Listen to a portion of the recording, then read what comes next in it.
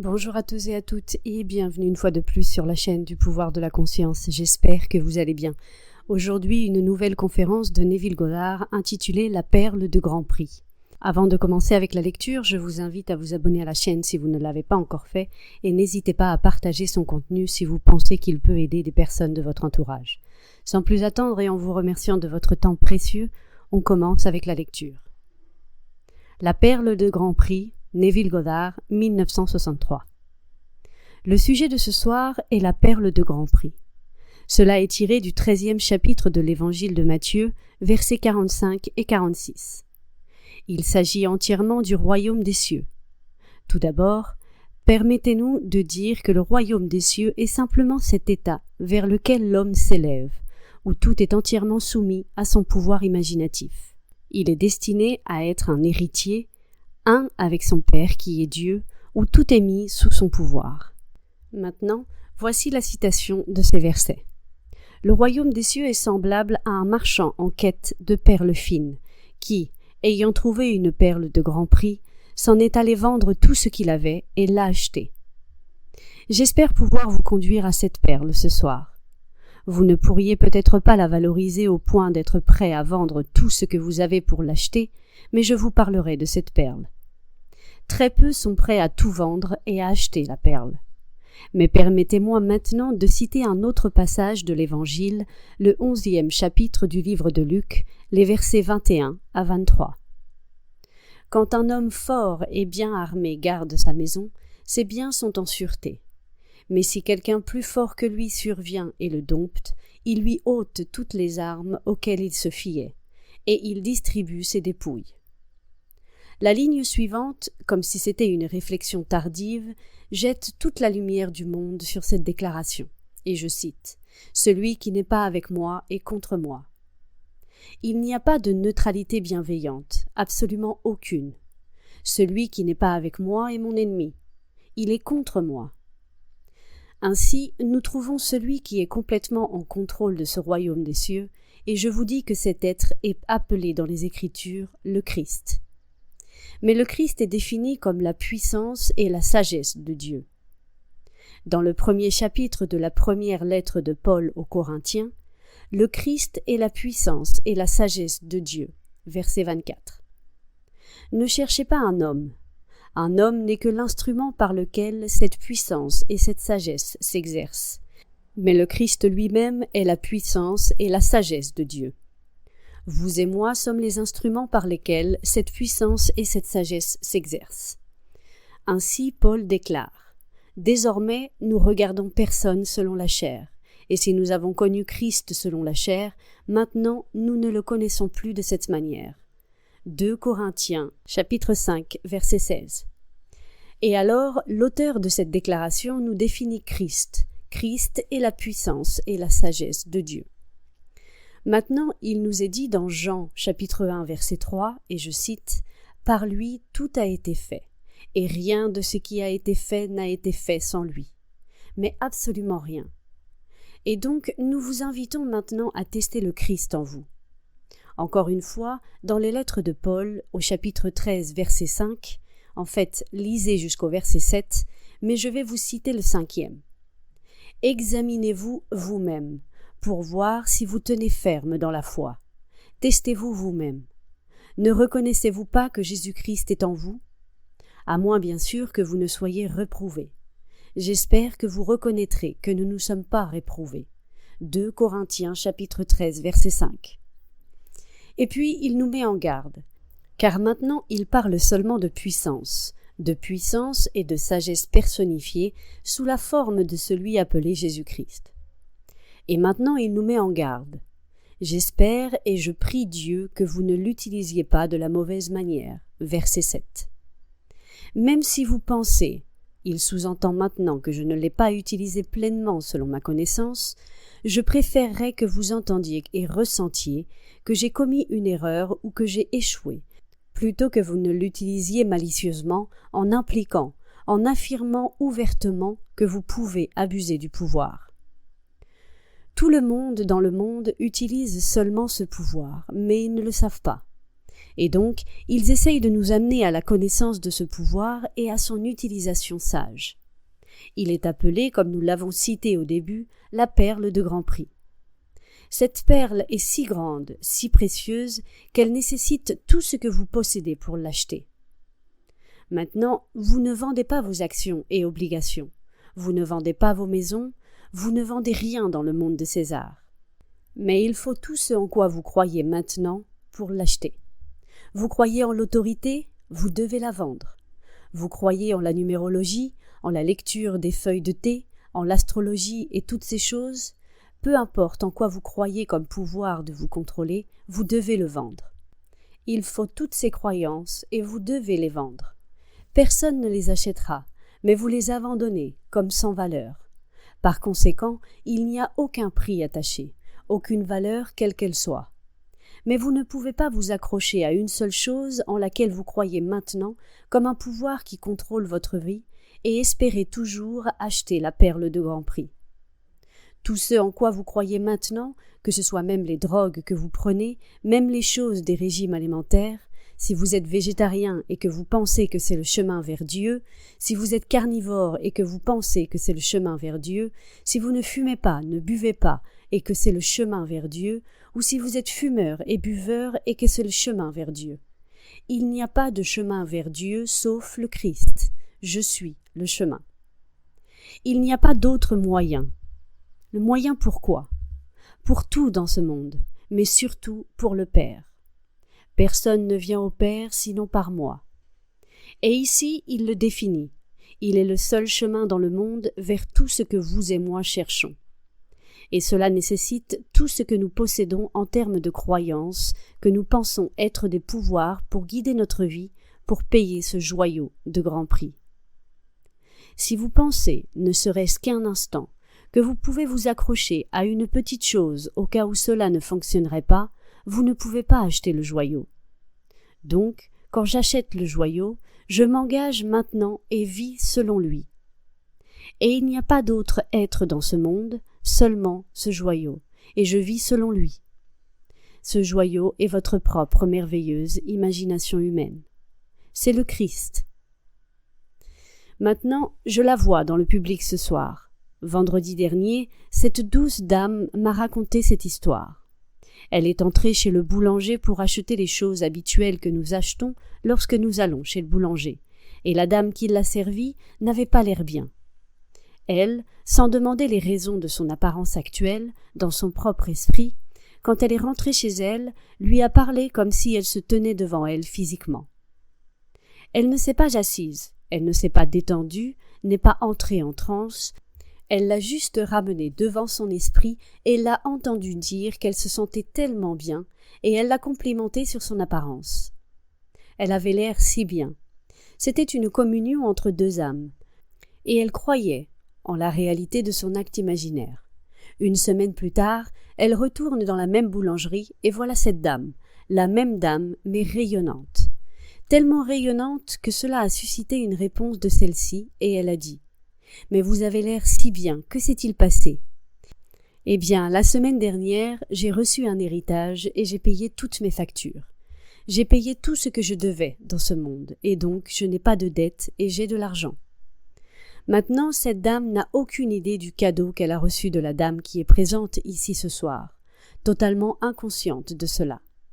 Mais écoutez ces mots et essayez de leur donner une autre interprétation dans le monde, puis dites-moi si vous le pouvez. Cela vient du 25e chapitre du livre de Matthieu. « Tout ce que vous avez fait à l'un de ces plus petits de mes frères, c'est à moi que vous l'avez fait. » Vous n'avez pas besoin du consentement de qui que ce soit dans ce monde pour entendre de bonnes nouvelles pour eux. Vous n'avez pas à dire « Voulez-vous que j'entende cela ? Voulez-vous des éloges ?» Si vous leur demandez à l'avance « Dois-je entendre des bonnes nouvelles pour vous ?» Vous demandez seulement dans le cas où cela fonctionne. Ils vous loueront et ils vous donneront quelque chose d'une manière ou d'une autre. Vous ne demandez à personne la permission d'entendre de bonnes nouvelles. Car, dans la mesure où vous l'avez entendu, comme vous l'avez fait à l'un de ces plus petits de mes frères, vous l'avez fait pour moi. Et quand vous ne l'avez pas fait, vous ne l'avez pas fait pour moi. Verset 45. Et ainsi, À chaque instant, il y a l'opportunité de le faire pour le Christ Jésus, le Jésus-Christ étant votre propre merveilleuse imagination humaine. Voir un homme dans le besoin et ne pas agir dans votre propre merveilleuse imagination, comme elle l'a fait, c'est maintenir les blessures ouvertes et porter de plus en plus de cicatrices sur le corps du Christ. Car le seul Jésus-Christ est en vous comme votre merveilleuse imagination. Le Christ en vous est l'espérance de la gloire. Venez vous tester et voyez. Quelle merveilleuse invitation! Testez-vous. Comment me testerai-je? Eh bien, voici comment vous vous testez.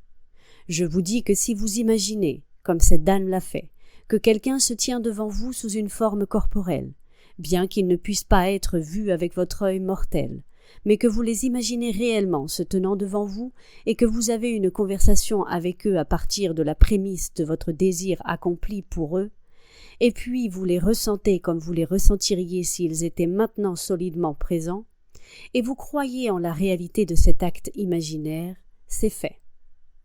Et comment cela se produit? Vous n'avez pas à vous en préoccuper. Il a sa propre manière de s'extérioriser dans leur monde. Tout ce que vous avez à faire, c'est le faire. Comme on nous l'a dit dans le premier chapitre du livre de Jacques, recevez avec humilité la parole implantée. Et la parole est appelée Jésus-Christ, la puissance et la sagesse de Dieu. Mais soyez des exécuteurs de la parole, et non pas seulement des auditeurs, en vous trompant de vous-même. Verset 22. Donc, quand il me dit d'être l'exécuteur de la parole, le monde pense que cela signifie sortir et faire un effort physique. Non, Jacques ne me dit pas de substituer des œuvres à la foi. Les œuvres sont la preuve que la foi que je professe est vivante ou morte. Est-elle vivante? Si elle est vivante, j'agirai en conséquence. Si elle n'est pas vivante, alors je n'agirai pas en conséquence. Je n'ai pas encore acheté la perle de grand prix. Quand j'achète la perle de grand prix, il n'y a pas d'autre perle comme elle. Je vends tout dans ce monde pour l'acheter. Je vends toutes les croyances en des pouvoirs autres que ma propre merveilleuse imagination humaine. Tout le monde, parce qu'il y a de l'imagination et tout le monde peut imaginer, et tout le monde peut croire en la réalité de son acte imaginaire. Cela libère un homme, car on nous dit « Si vous croyez ma parole et demeurez dans ma parole, alors vous connaissez la vérité, et la vérité vous rendra libre. » Jean, chapitre 8, verset 31. Eh bien, comment définit-il la vérité? Il a dit « Je suis la vérité ». Il a dit « Si vous connaissez ma parole, vous connaissez la vérité, et je suis la vérité. » Donc, si vous demeurez en cela, alors vous serez libérés. Vous voulez dire que si j'imagine simplement être l'homme que je voudrais être, c'est tout ce que j'ai besoin de faire? Essayez simplement. Imaginez que vous êtes déjà l'homme que vous voudriez être, la femme que vous voudriez être. Imaginez vos amis comme vous voudriez qu'ils soient. Imaginez-les simplement, essayez-le. Testez-vous et voyez. Comme vous vous testez et que cela se produit, eh bien, pouvez-vous revenir à la croyance en un pouvoir extérieur au Jésus-Christ?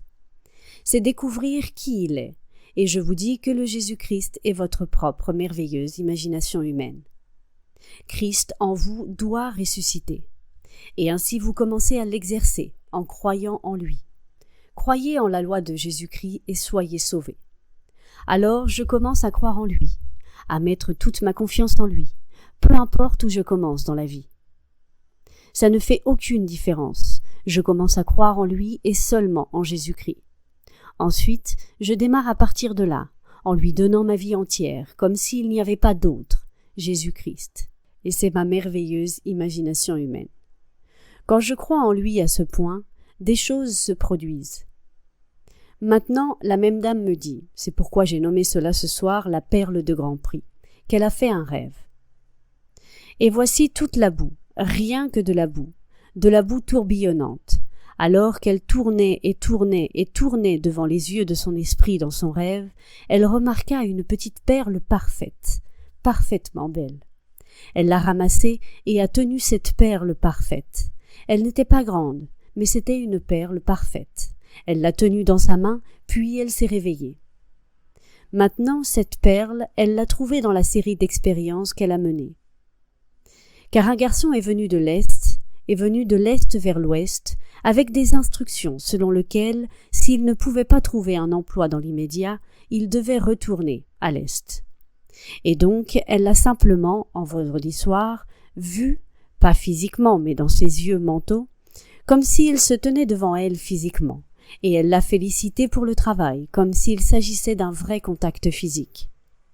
Le lundi, le garçon a obtenu le travail et n'a donc pas eu à retourner sur la côte Est. Maintenant voici une jeune dame. Je l'appelle une jeune dame car elle ne peut pas avoir plus de 20 ans. Si je la regardais à travers mes yeux, toute chose étant relative, elle a 3 petits bébés, mais je ne penserais pas qu'elle a plus de 20 ans.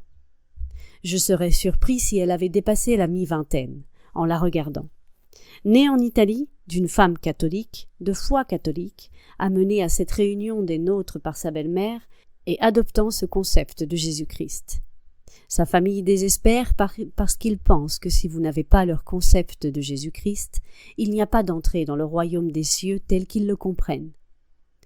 Mais je lui dis qu'elle est bien dedans. Elle exerce le seul Jésus-Christ au monde. Il nous appelle à le tester à chaque instant. Mais vous ne pouvez pas l'acheter à moins de payer le prix. Et le prix, il faut tout ce que vous avez pour l'acheter. Écoutez les mots suivants. Le royaume des cieux est semblable à un marchand qui cherche de belles perles, et ayant trouvé une perle de grand prix, il est allé et a vendu tout ce qu'il avait et l'a acheté. Tout, pas quelque chose. La personne moyenne dirait « Eh bien, après tout, je sais que c'est bien beau, mais le 100K me maintient dans un état de sommeil alors que le café normal me garde éveillé. Et je sais qu'un martini supplémentaire me fait tellement, et ainsi de suite, et je n'en prends pas. Ou peut-être que je pourrais prendre de la vodka parce que c'est bon pour mon haleine et pas le martini. Et 1000 choses dans le monde que les gens ont concernant ce qu'ils devraient faire. Chaque croyance en un pouvoir en dehors de Jésus-Christ que vous abandonnez, et vous l'abandonnez, et vous vous accrochez à lui et seulement à lui. Alors vous avez acheté la perle. Ensuite, vous l'exercez. La plus grande valeur au monde, et c'est Jésus-Christ.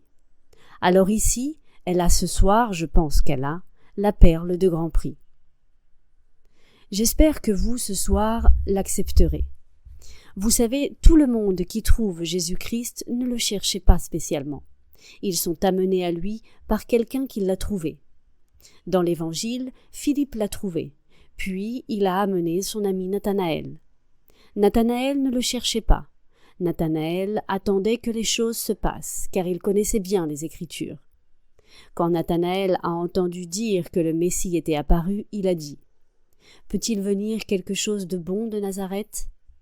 Et Jésus a dit de lui « Voici vraiment un Israélite dans lequel il n'y a pas de tromperie. » Il connaissait ces Écritures. Pierre ne le cherchait pas. Son frère André l'a trouvé. André est allé chercher son frère Pierre et lui a dit « Nous avons trouvé celui dont Moïse, dans la loi et les prophètes ont écrit, Jésus de Nazareth, fils de Joseph. » Jean chapitre 1, verset 45. Ils ne le cherchaient pas, mais ils l'ont trouvé parce que quelqu'un l'avait trouvé et était tellement intéressé par ce qu'ils avaient trouvé qu'ils voulaient le partager avec ceux qu'ils aimaient. Car s'il est tout ce que nous prétendons qu'il est, nous ne pouvons pas le garder pour nous-mêmes. Nous devons le partager. Et peut-être que ce soir, un total inconnu pourrait être ici et n'est vraiment pas très désireux de changer leur concept de Jésus-Christ. Ils ne cherchent pas du tout un autre concept de lui. Et peut-être que vous serez assez intéressés pour tester ce dont je vous parle et voir si ce n'est pas Jésus-Christ. Car écoutez cela. Toutes choses ont été faites par lui, et rien de ce qui a été fait n'a été fait sans lui. Et bien maintenant, ici, une dame a créé quelque chose qu'elle avait imaginé sans concevoir les moyens par lesquels cela arriverait. Elle l'a simplement imaginé. Ne l'a-t-elle pas créé ? Elle l'a certainement créé, sans le consentement de celui pour qui elle l'a fait. Eh bien, si elle l'a créé et que toutes choses sont créées par lui, elle ne s'est pas dit « Eh bien, comment puis-je le faire ?» Elle l'a seulement imaginé. Par conséquent, il doit être imagination, et cet être en action doit être en train d'imaginer. Et voilà, elle l'a trouvé. Elle l'a essayé à nouveau et ça a fonctionné. Et quelqu'un l'a essayé une 3e fois, une 12e fois, une 100e fois, et ça marche. Mais si je dis cela à quelqu'un dans le monde et qu'il refuse même d'essayer, eh bien, vous savez, en science, demander une preuve avant d'être prêt à faire l'expérience est absurde. Ce n'est que par l'expérience et sa mise en œuvre dans la performance que la preuve peut nous être transmise. Donc exiger une preuve avant de faire l'expérience est totalement stupide. Donc je dis au monde, s'il y a des preuves pour une chose, alors ce que le monde en pense ou même ce qu'il souhaite à ce sujet n'a aucune importance. Peu importe ce que le monde pense à ce sujet, si je peux le prouver dans la performance. Je vous dis donc, prenez un ami qui est maintenant au chômage et amenez-le devant votre esprit, comme l'a fait cette dame, et voyez-le maintenant avec un emploi rémunéré. Il n'a pas besoin d'être physiquement présent. En fait, il n'est pas physiquement présent.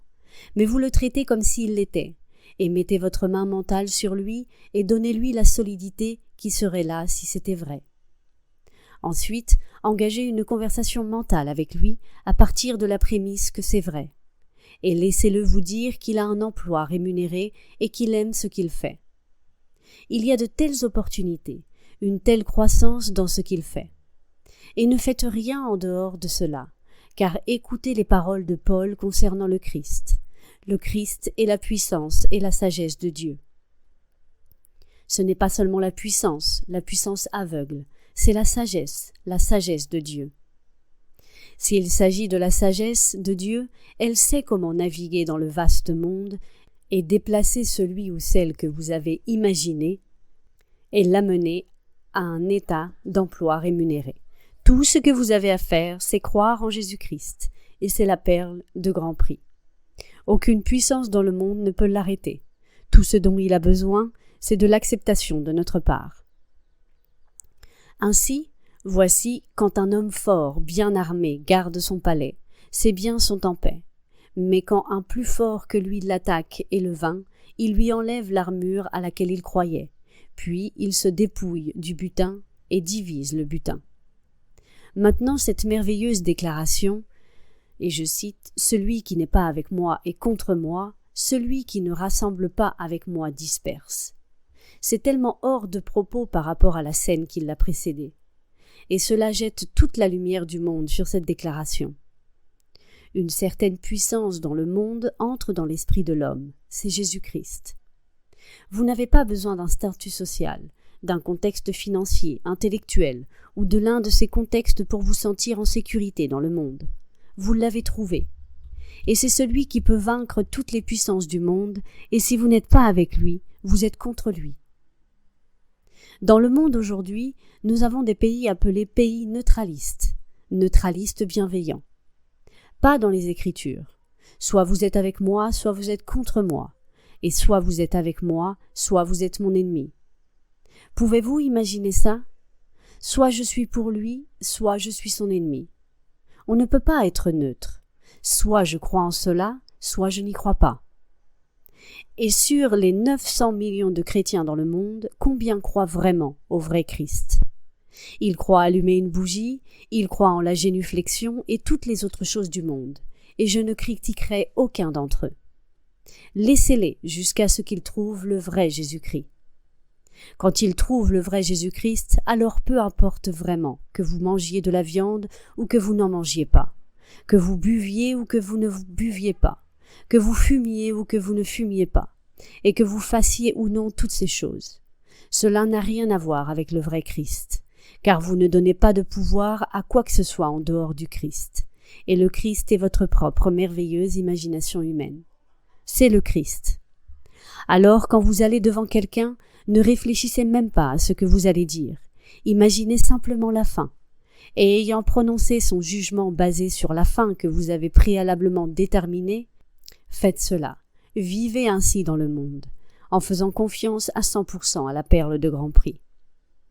Puis-je vous dire que cela ne vous décevra pas, mais vous ne pouvez pas le modifier. Vous ne pouvez pas retenir une petite réserve. Je parle par expérience. Ne sachant pas que c'était ma propre imagination qui prédisait avec précision, À travers les cartes et les étoiles, je retenais une petite note de réserve dans mon esprit lorsque j'ai trouvé le Christ. J'aurai toujours dans mon esprit mon ancien horoscope, et je pourrai rapidement organiser sa progression, et je connaîtrai le jour et justifierai l'échec. Car la règle de ma 2e maison en conflit avec la règle de ma 6e ne peut pas obtenir le poste. Il n'y a pas d'argent. Donc tout est là, tout est dans mon esprit. J'ai dû abandonner complètement et donc déchirer mon horoscope dans mon esprit, car il n'existe pas. J'ai dû le détruire complètement en tant que pouvoir qui me guidait. Mais je le retenais parce que j'avais prédit avec succès des événements pour un nombre incalculable de personnes à New York. J'avais presque tout le monde métropolitain. Je croyais tellement en ce que je faisais que je prédisais avec conviction. Et ça marchait. Et ils étaient tellement convaincus. Puis, j'ai dû avoir une expérience un jour pour me montrer que ce n'était que ma propre croyance intense dans ces petits symboles qui les faisaient fonctionner. Je suis entrée chez mon ami et je lui ai appris à lire les cartes et à les mettre en place. Son nom était Carpenter, Norma Carpenter, et je lui ai appris. Ensuite, ayant pris sa retraite d'une profession enseignante à Scranton, en Pennsylvanie, elle avait une petite pension du chemin de fer où son mari travaillait, ainsi qu'une petite pension de son ancien emploi, alors elle gagnait sa vie. Mais elle pouvait le compléter de manière agréable en racontant et en lisant des cartes, et je lui ai appris comment le faire. Quand je suis venue chez elle un jour, elle habitait dans un hôtel, Norma était en larmes, et j'ai dit « Qu'est-ce qui ne va pas ?»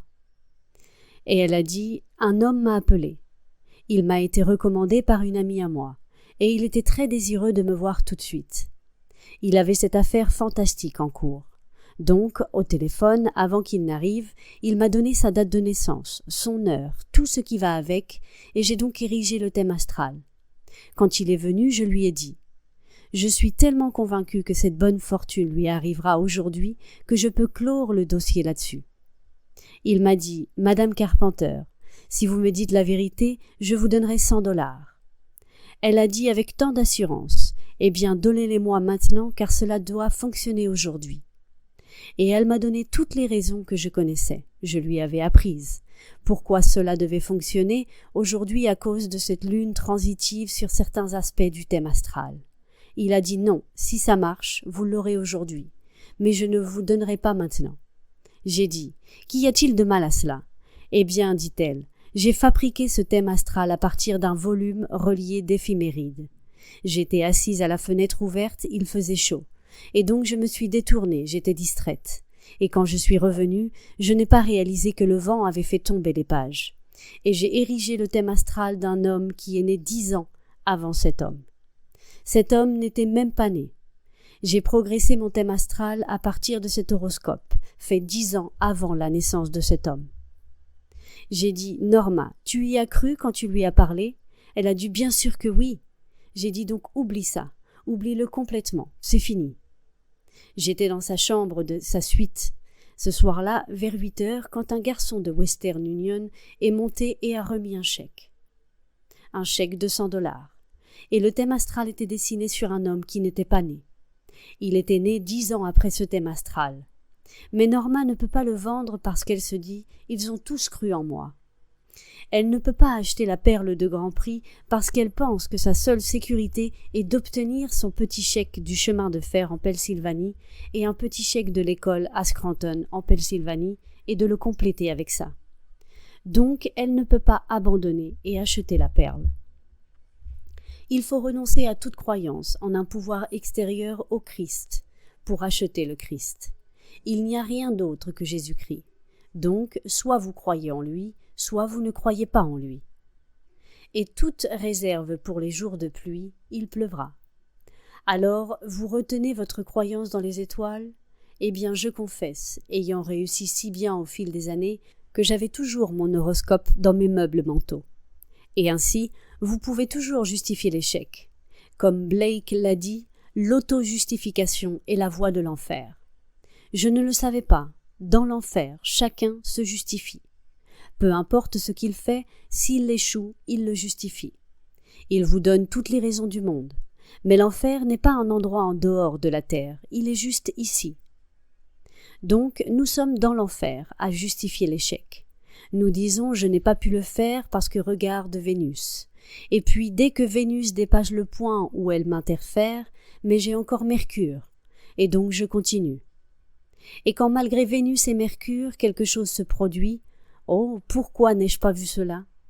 Eh bien, c'était là tout le long. Un homme retourne en arrière, réfléchit, et puis justifie à nouveau. Non, il est allé et a vendu tout ce qu'il avait, et l'a acheté. Tout ce qu'il avait, pas seulement quelque chose. Vous ne pouvez pas juste l'acheter avec quelques-unes des choses que vous allez disposer. Pourtant, vous pouvez l'utiliser judicieusement et avec succès.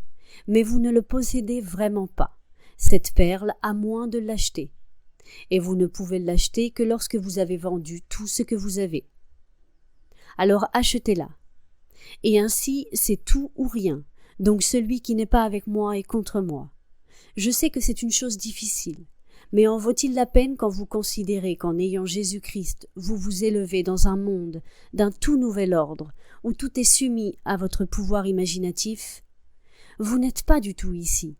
Vous passez du monde de la mort au monde de la vie, quand vous le trouvez et que vous le rendez un avec vous. Alors vous le prenez. Et laissez-moi ce soir, dans un résumé rapide, cela ne me prendra pas plus d'1 minute, 2 minutes tout au plus. Vous prendrez ce modèle, cela va vous arriver. La crucifixion est finie pour nous tous. Vous ne serez pas crucifiés. J'ai été crucifié avec le Christ. Ce n'est pas plus moi qui vis, mais le Christ qui vit en moi. Et la vie que je vis maintenant dans la chair, et je vis par la foi du Fils de Dieu, qui m'a aimé et s'est livré pour moi. C'est dans Galates, chapitre 2, verset 20. Dans le 6e de Romains, je cite, « Si nous avons été unis au Christ dans une mort semblable à la sienne, nous le serons certainement aussi dans une résurrection semblable à la sienne. » Écoutez les temps. Si nous avons été unis au Christ dans une mort semblable à la sienne, c'est du temps passé. Puis un changement de temps. Nous le serons certainement aussi dans une résurrection semblable à la sienne. C'est du futur. Maintenant, on nous dit que ceux qui trompent les gens en enseignant que la résurrection est terminée et passée, la résurrection n'est pas terminée. Elle est à venir. Cela se passe l'un après l'autre. Alors croyez-moi, la crucifixion est venue en premier. C'est terminé. La deuxième étape dans le drame qui se déroule est la résurrection. La deuxième étape, lorsque l'homme se réveille dans une tombe pour découvrir qu'il était mort depuis le début, ou il ne se réveillerait pas dans une tombe. Vous ne mettez personne dans une tombe à moins qu'il ne soit mort. Donc, vous vous réveillez dans la tombe de votre crâne pour découvrir que ce n'était pas ce que vous pensiez. C'était une tombe. Et puis, à ce moment même, que vous découvrez dans l'acte de vous relever qu'il est maintenant converti d'une tombe en un ventre maternel. Et ensuite vient la naissance. Donc, c'est la crucifixion, puis la résurrection, la naissance d'en haut. Ce sont les 3 étapes. Mais voici venir une 4e étape. La 4e étape est lorsque le titre des titres est conféré à celui qui est né en haut. Car le titre divin, Père, est conféré au Christ ressuscité dans l'expérience de l'homme. Personne ne peut prononcer le mot Père sauf le Fils. Ainsi, le Fils unique de Dieu, vous appelle Père. Et alors le titre vous est conféré, et vous êtes Père, un avec Dieu, parce qu'il est le Fils de Dieu, et qu'il vous appelle Père, et que vous le savez. Psaume chapitre 2, verset 7, ou Psaume chapitre 89, verset 6. Ensuite vient la prochaine étape, la dernière étape, lorsque le temple et son rideau merveilleux qui séparait l'homme de Dieu sont déchirés d'en haut jusqu'en bas. Ainsi, vous avez maintenant un accès direct à l'être que vous étiez et que vous êtes, l'être qui est Dieu. Aucun intermédiaire entre vous-même et Dieu. Allez directement vers l'être que vous êtes vraiment, cet être qui est Dieu. Ce sont donc les 5 étapes parfaites. Et tous les autres événements le concernant se produiront de manière merveilleuse, quel que soit l'ordre dans lequel ils se produisent. Mais cette série, telle que je viens de vous la donner, c'est la séquence. Nous sommes tous déjà crucifiés, et tous seront finalement ressuscités individuellement. Ensuite, après la résurrection, viendra une naissance spirituelle, où il naît dans une sphère totalement différente. Et alors, dans cette sphère, il est conféré le titre divin de Père. Et seul le Fils unique de Dieu peut conférer le titre, car le Fils vient de et vous appelle Adonai, mon Seigneur, mon Père, en accomplissement de l'Écriture, en accomplissement du psaume 89. Et ensuite vient enfin celui où le rideau du temple est déchiré du haut jusqu'en bas, et tout est fendu. Toutes les roches sont fendues et toute la terre tremble. Alors vous vous levez comme on vous dit que vous devez vous lever, sous une forme qui ne peut être décrite. C'est ce que l'Écriture appelle l'Élohim, un être céleste, et ce qui s'en rapproche le plus est un serpent de feu. C'est exactement ce que vous êtes, ce que vous ressentez et ce que vous voyez lorsque vous vous levez. Humain, oui, mais pour toute l'identité de la personnalité, une discontinuité radicale de forme. Ensuite, vous vous levez et le monde entier tremble. Tout cela est en vous. Tout le drame se déroule dans l'individu. Vous ne vous levez pas du corps, vous vous levez dans le corps. Vous ne vous éveillez pas du corps, vous vous éveillez dans le corps. Et toute la chose se déroule à l'intérieur de l'individu. Mais ce soir, croyez-moi, et si vous ne saviez pas que c'était la perle de grand prix et que je vous l'ai apportée ce soir, j'espère que vous l'achèterez. Mais comme toutes les grandes choses de l'Écriture, venez acheter du vin, acheter du lait, sans argent, sans prix. Le seul prix que vous payez pour cela, pas en dollars, c'est d'abandonner votre croyance en des pouvoirs en dehors de Jésus-Christ, et Jésus-Christ est votre propre imagination humaine. Maintenant, entrons dans le silence.